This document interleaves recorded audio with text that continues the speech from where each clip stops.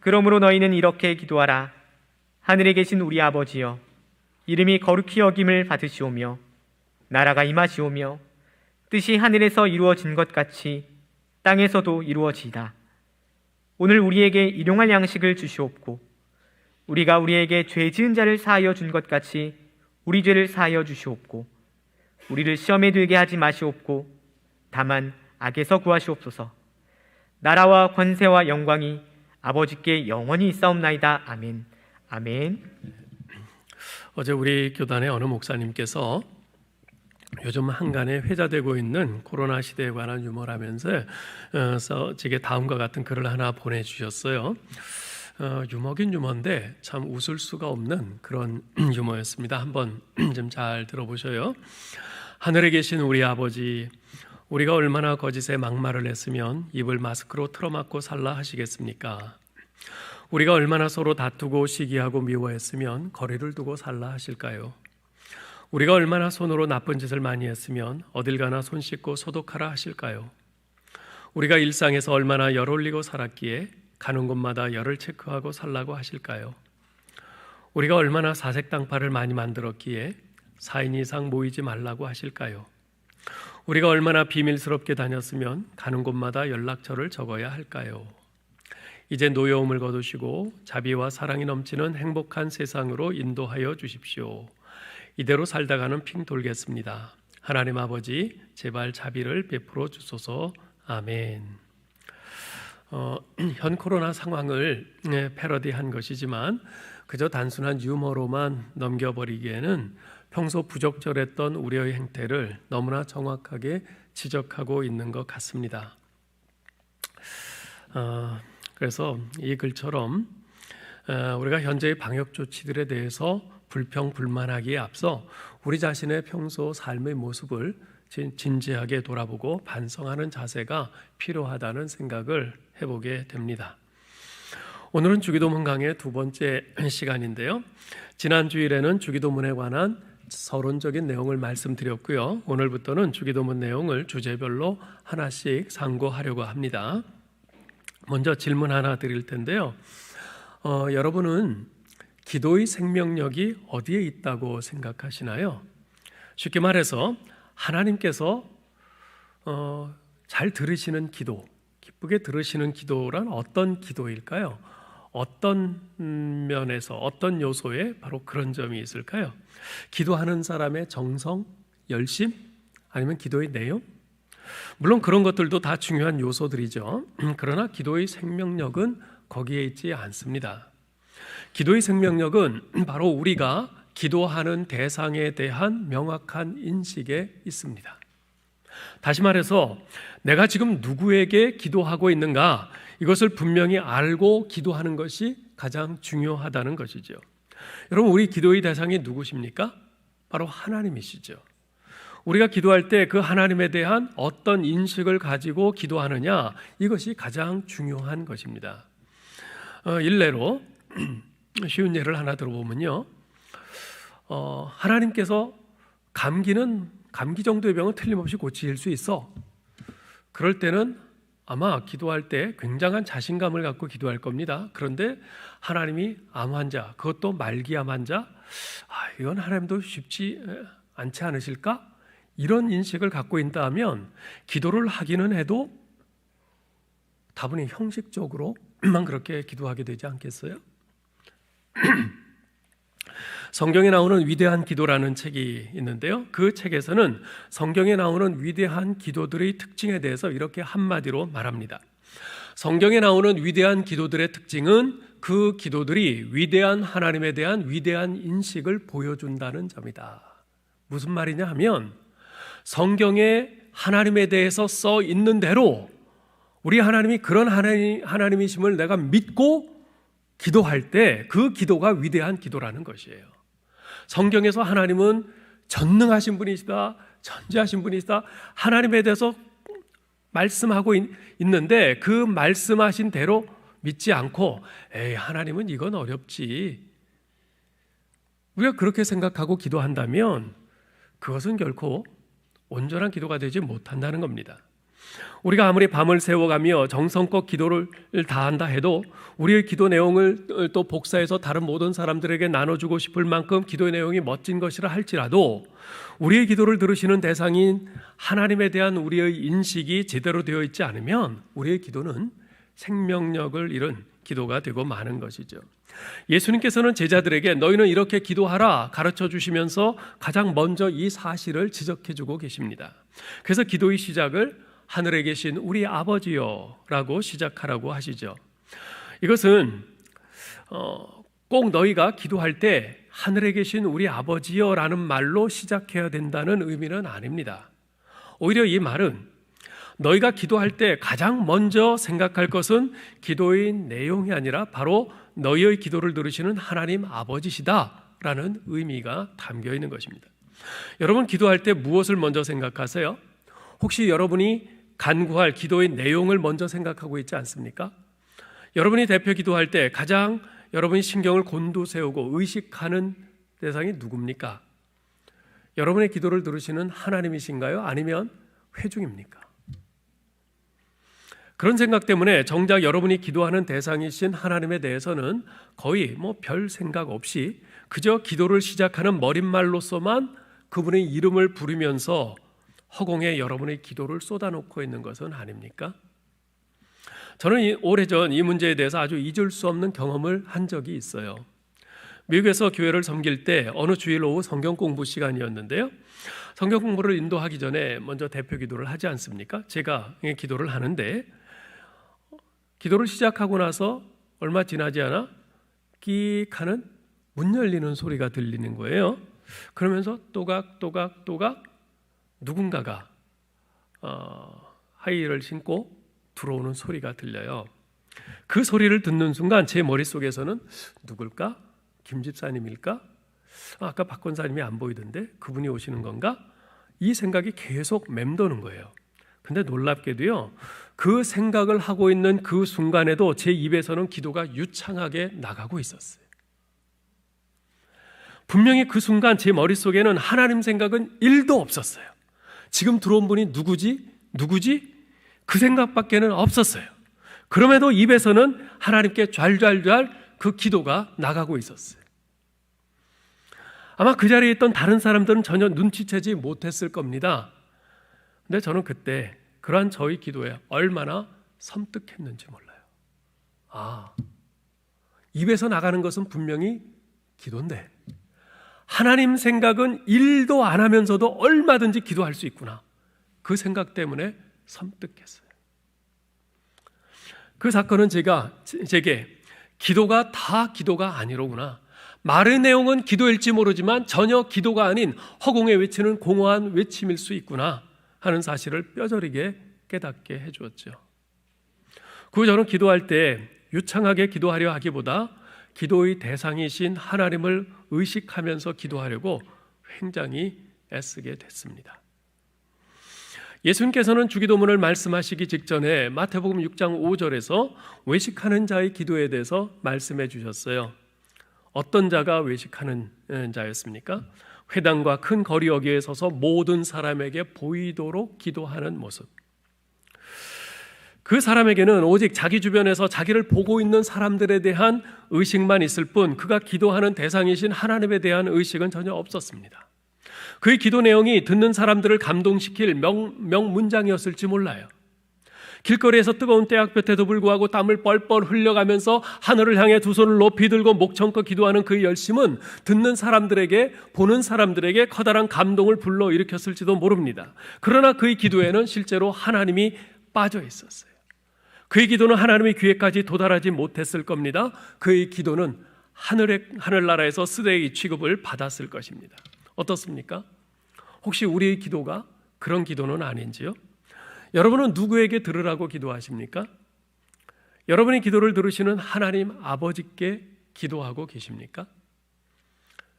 여러분, 우리가 하나님을 의식하고 기도해야 합니다. 기도에 있어서 가장 중요한 것은 바로 하나님 의식입니다. 지금 하나님께서 내 기도를 듣고 계시다. 나는 하나님께 기도하고 있는 것이다. 바로 이 하나님 의식, 바로 그것이 여러분의 기도를 살아있는 생명력 있는 기도가 되게 하는 것입니다. 자, 그러면 예수님께서는 우리가 기도의 대상이신 하나님을 어떻게 인식해야 한다고 가르쳐 주십니까? 하늘에 계신 우리 아버지요. 하늘에 계신 우리 아버지요. 이 짧은 문장 속에서 예수님께서는 우리가 하나님에 대해 인식해야 할 세 가지를 말씀해 주고 계십니다. 첫째는 아버지이신 하나님입니다. 우리가 기도할 때 하나님을 우리의 아버지로 인식하고 기도해야 한다는 말입니다. 하늘에 계신 우리 아버지여 라는 말을 헬라어 원문에 보면요, 아버지여 우리의 하늘에 계신 이라고 순서가 되어 있습니다. 즉 아버지여 라는 말이 가장 먼저 나옵니다. 예수님께서는 우리가 기도의 대상이신 하나님에 대해 생각할 때 무엇보다도 먼저 하나님이 우리의 아버지이심을 잊지 말아야 한다고 가르쳐 주신 것입니다. 그 이유가 뭘까요? 어째서 우리는 기도할 때 다른 무엇보다도 하나님이 우리의 아버지이심을 기억해야 할까요? 여러분, 인간을 구원하시는 하나님과 구원받은 인간 사이에는요, 언약 관계가 형성이 됩니다. 성경에는 하나님과 우리 사이의 언약 관계를 묘사해주는 다양한 표현들이 나오는데요, 예를 들면 왕과 백성, 즉 하나님은 왕이시고 우리는 그분의 백성이라는 거죠. 목자와 양, 하나님은 목자이시고 우리는 그분의 양입니다. 신랑과 신부, 하나님은 우리의 신랑이시고 우리는 그분의 신부예요. 농부와 포도원, 하나님은 우리의 농부시고 우리는 그분의 포도원이에요. 자, 그 가운데서 빼놓을 수 없는 중요한 표현이 하나 있는데 그것은 바로 아버지와 자녀의 이미지입니다. 하나님은 우리의 아버지시고 우리는 하나님의 자녀라는 것이죠. 예수님께서 공생의 사역을 하시면서 많은 가르침을 베푸셨는데요, 그 가운데서도 당시 유대 사회의 분위기에서 가장 혁명적인 가르침은 바로 하나님이 우리 인간의 아버지시라는 가르침이었습니다. 마태복음 5장에서 7장까지를 우리가 산상수훈이라고 하는데 그 산상수훈에서 하나님에 대한 칭호로서 가장 많이 등장하는 것이 바로 아버지라는 칭호입니다. 예수님께서는 자기 자신만이 하나님의 아들이 아니라 우리 모두가 하나님의 자녀라는 이 사실을 깨닫게 하기 위해서 아주 무척 애쓰셨어요. 독일의 유명한 신학자인 요아킴 예레미야스라는 분은 이런 말을 해요. 그가 많은 연구 끝에 이제 결론을 내린 것인데요, 구약 성경을 포함하여 예수 그리스도를 전후한 유대 문서 어느 곳에서도 유대인들이 하나님을 아버지라고 부른 예가 없다. 사실 거룩하신 하나님, 초월의 하나님에 대한 큰 경외심을 가지고 있던 유대인들이 하나님을 이렇게 아버지라고 친근하게 부를 수는 없었을 겁니다. 유대 신학의 틀 속에서는 사실상 그것이 불가능해요. 그러니 예수님께서 하나님을 아버지라고 부르시고 다른 유대인들에게도 아버지라고 불러라 그렇게 하셨을 때 그들이 큰 충격을 받았을 것은 당연합니다. 자, 그렇다면 어째서 예수님께서는 우리가 기도할 때에 하나님을 우리의 아버지라고 그렇게 부르라고, 그 하나님이 아버지이심을 잊지 말라고 하신 것일까요? 우선 우리는 하나님을 아버지라고 부름으로써 하나님의 자녀된 우리의 신분을 상기하게 됩니다. 그렇죠? 하나님 아버지라고 하면 나는 하나님의 자녀이구나 당연히 생각하게 되는 것 아니겠어요? 근데요, 우리가 성경을 자세히 보면 성경에서는 우리를 본질상 진노의 자녀라고 말을 합니다. 예수님께서도 범죄하고 타락한 우리 인간은 하나님의 자녀가 아니라 마귀의 자식이라고 말씀하셨어요. 요한복음 8장 44절에 보시면 너희는 너희 아비 마귀에게서 났으니 너희 아비의 욕심대로 너희도 행하고자 하느니라. 자, 그런데 이렇게 진노의 자녀요 마귀의 자식이었던 우리가 예수 그리스도 안에서 하나님의 자녀로 입양된 것입니다. 여러분, 신약 성경에서 우리의 구원을 표현하는 가장 중요한 교리 중 하나가 바로 양자됨이에요. adoption, 양자됨이에요. 마귀의 자녀였던 우리가 하나님의 자녀로 양자로 입양됐다는 거죠. 따라서 우리가 기도할 때 하나님을 아버지로 부를 때마다 우리는 본질상 진노의 자녀요 마귀의 자식이었던 우리가 예수 그리스도의 십자가의 은혜로 하나님의 자녀가 되었다는 사실을 믿음으로 고백하는 것입니다. 그것이 하나님을 아버지로 부르는 것에 담겨 있는 아주 중요한 의미인 것입니다. 네. 내가 어떻게 하나님을 아버지라 부를 수 있지? 나는 하나님을 아버지라 부를 수 없는 자인데, 진노받아 마땅한 자이고 나는 마귀의 자식인데 내가 어떻게 하나님을 아버지로 부를 수 있게 됐는가? 예수 그리스도께서 십자가에서 내 죄를 대신하여 죽으심으로 그 은혜로 내가 이제 하나님의 자녀로 입양되어 내가 하나님을 아버지라 부를 수 있게 되었구나. 이 사실을 믿음으로 고백하는 것입니다. 한편 우리는 하나님을 아버지라고 부를 때마다 그분의 자녀된 우리의 신분을 상기할 뿐만 아니라 그분이 우리 존재의 모든 것 되시는 아버지이심을 깨닫게 됩니다. 여러분, 이 세상에 존재하는 모든 인간관계 가운데서 가장 친밀한 관계가 뭐라고 생각하세요? 그것은 바로 부모와 자녀의 관계죠.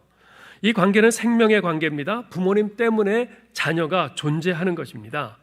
자기에게 생명을 주신 분이기에 자녀들은 이 세상 사람은 다 못 믿어도 부모님만은 믿어요. 따라서 이 관계만큼 깊고 내밀한 관계는 없습니다.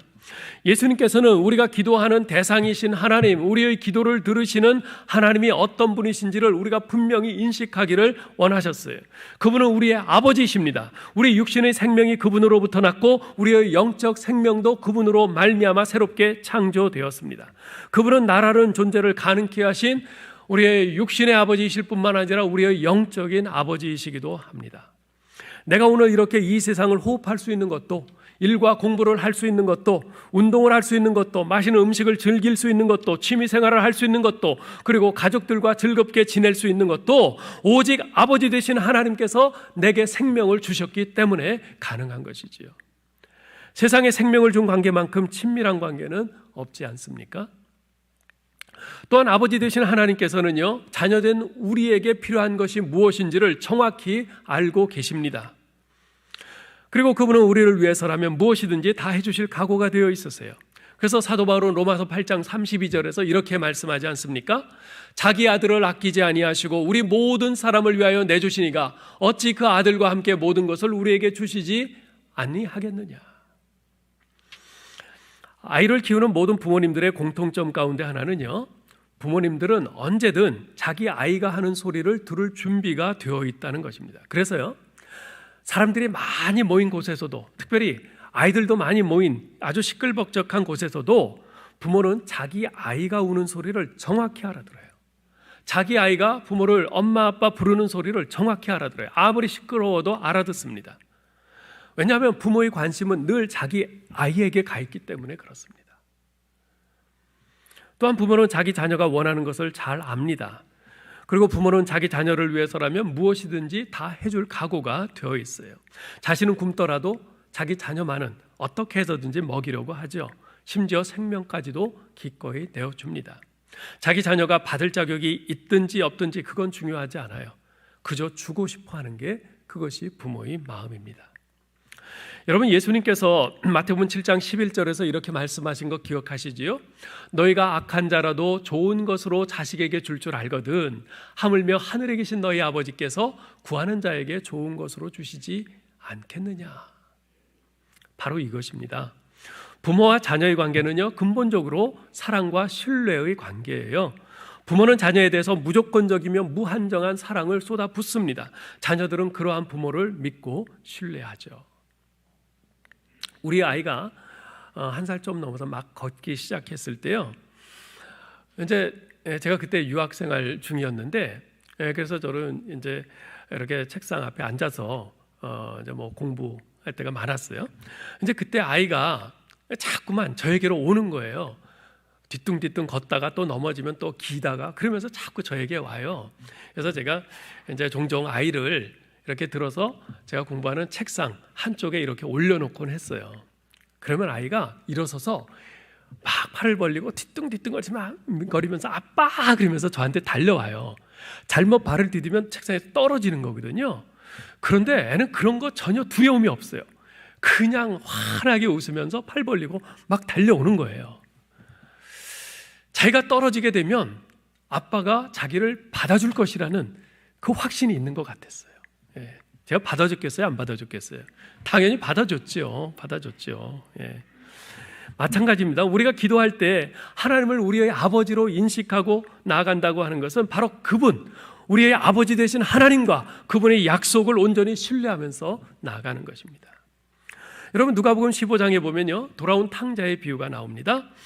그 비유에 보면 아버지에게 재산을 달래 가지고 나가서 다 탕진한 탕자가 스스로에게 이런 말을 해요. 지금부터는 아버지의 아들이라 일컬음을 감당하지 못하겠나이다. 나를 품꾼의 하나로 보소서 하리라. 이렇게 마음 먹고 아버지에게로 돌아갑니다. 근데 막상 그가 아버지를 만났을 때 그 입에서 터져나온 첫 마디가 뭔지 아세요? 아버지였어요. 아버지, 내가 하늘과 아버지께 죄를 지었사오니 지금부터는 아버지의 아들이라 일컬음을 감당치 못하겠나이다. 아버지라는 그 한마디가 모든 것을 되돌려 놓았습니다. 자신은 아버지가 자신을 그저 품꾼 중에 하나, 종 중에 하나로만 받아주셔도 감지덕지겠다 이렇게 생각을 했지만 자신도 모르게 튀어나온 아버지라는 그 한마디로 인해서 아버지를 버리고 가출했던 아들의 존재가 회복되었습니다. 단절되었던 아버지와의 관계가 회복되었어요. 이것이 바로 아버지란 호칭이 갖고 있는 위력이요 감동입니다. 사실 우리는 하루를 살면서 얼마나 많은 죄를 짓습니까? 우리의 그 죄들이 하나님 아버지의 마음을 얼마나 아프게 했을까? 종종 그 생각을 해보게 돼요. 그 생각을 하면 내가 감히 하나님 앞에 나와 기도할 자신이 없어집니다. 과연 이런 죄인인 내가 감히 하나님 앞에 나아가 기도해도 되는 것일까? 과연 하나님께서 이런 나를 받아주실까? 과연 이런 나의 기도를 들으실까?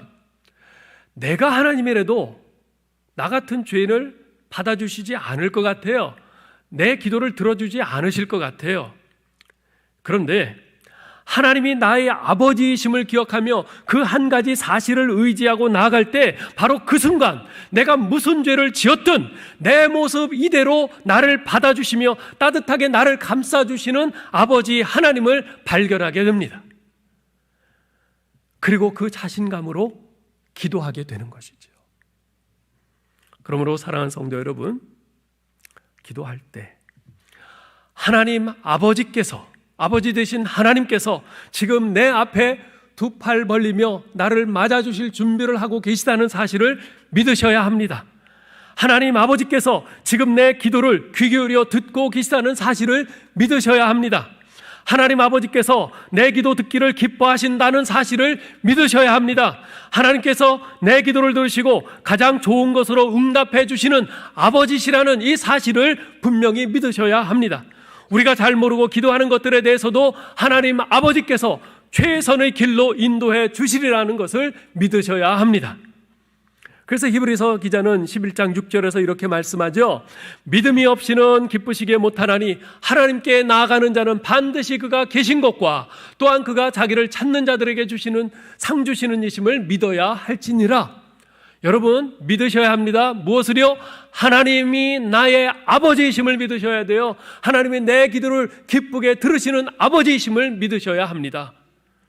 지금 여러분이 기도하는 대상이신 하나님이 여러분의 기도를 반드시 들으시는 아버지이심을 믿으실 수 있기를 바랍니다. 우리가 기도할 때 하나님에 대해서 두 번째로 인식해야 될 것은 뭐냐면 하늘에 계신 아버지라는 것입니다. 예수님은 하나님을 하늘에 계신 우리 아버지라고 부르셨어요. 여기서 하늘에 계시다라는 말은요, 하나님께서 공간적으로 저 푸른 하늘 넘어서, 푸른 하늘 은하수 넘어서 어느 공간에 계시다는 그런 의미로 말씀하신 것이 아닙니다.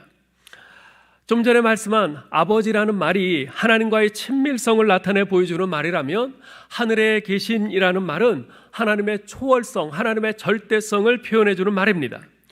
요즘은 우리가 비행기를 타고 하늘을 날아다니잖아요. 우주로 로켓을 쏘아 올리는 그런 세상이 되었습니다. 그렇지만 예로부터 하늘은요, 우리 인간이 도저히 도달할 수 없는 한계이자 벽을 상징하는 말이었습니다. 즉 우리 인간의 능력을 초월하는 절대적인 한계, 그것이 바로 하늘이었죠. 따라서 하늘에 계신 우리 아버지라는 말은 하나님은 우리 인간과는 근본적으로 다른 차원의 절대적인 분, 초월적인 분이라는 이 의미를 담고 있는 말입니다. 즉 이 말은 땅에 계신 아버지요 라는 말과는 아주 대척점에 있는 의미입니다. 여러분 한번 비교하면서 생각을 해보지요. 땅에 있는 아버지는 수명이 길어야 100년 남짓입니다. 그러나 하늘에 계신 아버지는 그런 한계가 없으세요. 영원하십니다. 땅에 있는 아버지는 할 수 있는 것보다도 할 수 없는 것이 훨씬 더 많습니다. 그러나 하늘에 계신 아버지는 모든 것을 다 하실 수 있는 전능하신 분이십니다. 땅에 있는 아버지는 변덕스러울 때도 있으세요. 그러나 하늘에 계신 아버지는 회전하는 그림자도 없으십니다. 땅에 있는 아버지의 사랑은 한계가 있습니다. 그러나 하늘에 계신 아버지의 사랑은 불변하며 다함이 없으시죠. 그래서 시편 115편 3절에서 시편 기자는 이렇게 말합니다. 오직 우리 하나님은 하늘에 계셔서 원하시는 모든 것을 행하셨나이다. 하나님은 원하시는 모든 것을 주권적으로 능동적으로 행하시는 전능자시라는 말입니다. 그래서 역대하 20장 6절에서도 말씀하죠. 이르되 우리 조상들의 하나님 여호와여, 주는 하늘에서 하나님이 아니시니까 이방 사람의 모든 나라를 다스리지 아니하시나이까. 주의 손에 권세와 능력이 있사오니 능히 주와 맞설 사람이 없나이다. 또한 하나님은 당신의 초월적인 능력으로 우리 모든 인생을 살피시는 하나님이십니다. 시편 33편 13절에서 다윗은 말합니다. 여호와께서 하늘에서 굽어보사 모든 인생을 살피시며, 여기 모든 인생을 할 때 이 말은 all life라고 되어 있지 않아요. 영어로 every life라고 되어 있어요. 여러분, 영어에서 all과 every는 우리말로는 모든으로 그렇게 같이 번역이 되지만 그 뜻은 전혀 다릅니다. all은 집합적인 복수형이에요. 복수 의미예요. 반면에 every는 한 사람 한 사람, 한 사람 한 사람 모두라는 단수의 의미입니다. 지금 여기서 하나님께서 모든 인생을 굽어 살피신다라고 할 때 이것은 단수형 every life로 되어 있어요. 즉 하나님께서는 우리를 집합적으로 그렇게 한꺼번에 그냥 이렇게 보시는 것이 아니라 한 사람 한 사람, 나 한 사람, 당신 한 사람을 이렇게 세밀하게 살피시고 돌보신다는 의미입니다. 여러분, 시편 139편도 한번 보시기 바랍니다. 1절로 4절에서 이렇게 말씀해요. 여호와여, 주께서 나를 살펴보셨으므로 나를 아시나이다. 주께서 내가 앉고 일어섬을 아시고 멀리서도 나의 생각을 밝히 아시오며 나의 모든 길과 내가 눕는 것을 살펴보셨으므로 나의 모든 행위를 익히 아시오니 여호와여, 내 혀의 말을 알지 못하시는 것이 하나도 없으시니이다. 7절로 10절도 말합니다. 내가 주의 영을 떠나 어디로 가며 주의 앞에서 어디로 피하리이까. 내가 하늘에 올라갈지라도 거기 계시며 수월에 내 자리를 펼지라도 거기 계시니이다. 주께서 내가 새벽 날개를 치며 바다 끝에 가서 거주할지라도 거기서도 주의 손이 나를 인도하시며 주의 오른손이 나를 붙드시리이다.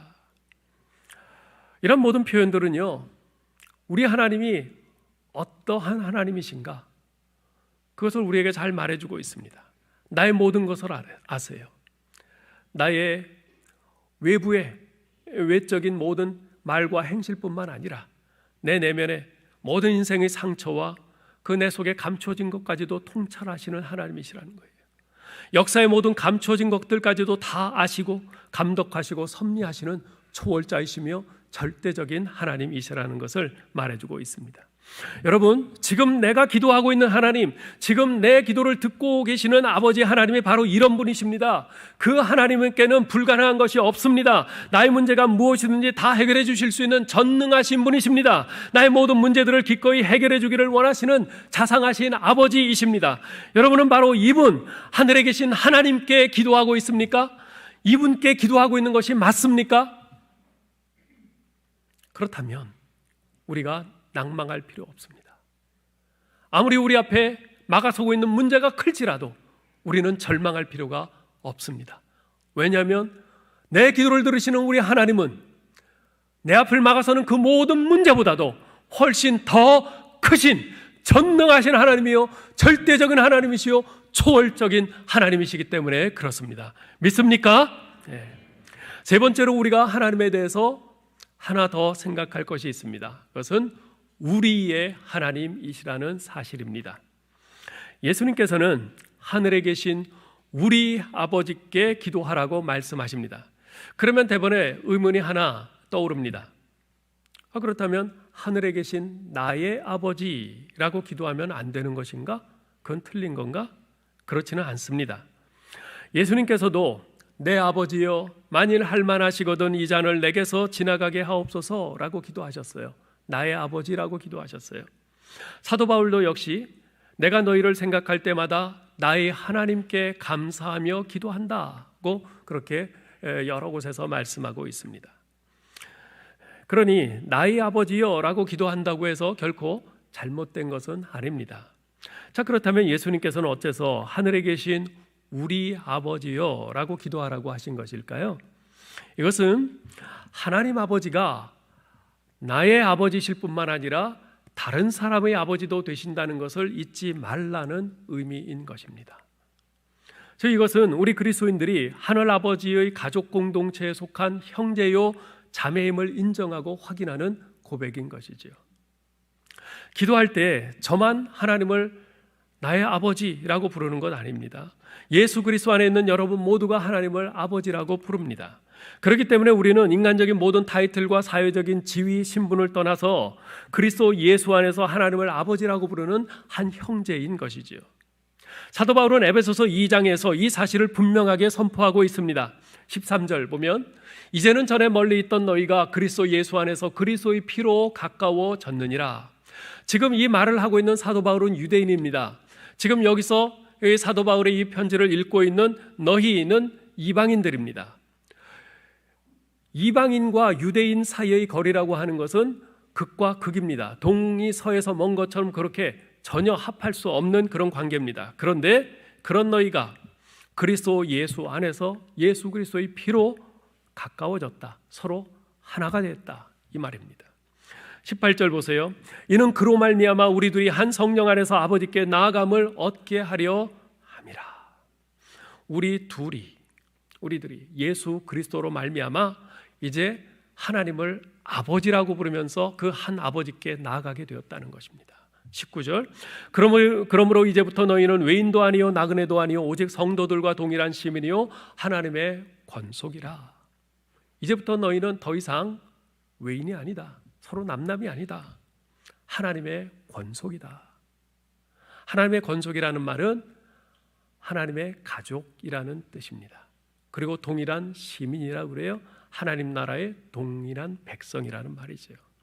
유대인과 이방인의 차별이 주님의 십자가로 말미암아 철폐되었습니다. 부자와 가난한 자가 십자가 앞에서 하나가 되었습니다. 주인과 종이 십자가 안에서 동등해졌습니다. 배운 자와 못 배운 자가 십자가를 통해 함께 손잡고 하나님께 나아가게 되었습니다. 왜냐하면 주님의 십자가 안에서 우리는 모두 하나님의 권속, 즉 하나님의 가족이 되었기 때문입니다. 이러한 사실을 가장 극적으로 보여주는 책이 신약 성경 27권 가운데 들어있는데요. 그것이 바로 빌레몬서입니다. 빌레몬서에는요, 오네시모라는 사람이 등장하죠. 그는 원래 빌레몬의 노예였지만 주인인 빌레몬의 재물을 훔쳐서 로마로 달아난 자였어요. 그러다가 그곳에서 사도 바울을 만나게 되었고요. 사도 바울에게서 예수 그리스도의 복음을 듣고 회심하여 그리스도인이 됐습니다. 바울은 이러한 오네시모에게 남다른 애정을 가지고 있었어요. 그래서 오네시모를 갇힌 중에 낳은 나의 아들이라 이렇게 부를 정도였죠. 감옥에서 전도해서 예수 믿게 된 나의 영적인 아들이라는 뜻입니다. 자, 그런데 바울은 이 도망친 노예 오네시모, 그러나 이제는 예수 믿고 회개해서 새 사람 된 이 오네시모를 옛 주인인 빌레몬에게로 돌려보냅니다. 그러면서 그가 간절한 마음으로 편지 한 장을 써서 그 손에 들려보내요. 그 편지가 바로 빌레몬서입니다. 그 편지 가운데서 바울은 이렇게 말합니다. 빌레몬이여, 오네시모가 이제 당신에게로 돌아가오. 오네시모가 당신에게 큰 빚을 진 것을 내가 알고 있어. 그 빚을 내가 다 갚기를 원하오. 그런데 빌레몬이여, 이 사실을 알아주시오. 오네시모는 변했소. 그는 주님의 복음을 받아들이고 하나님의 자녀가 되었소.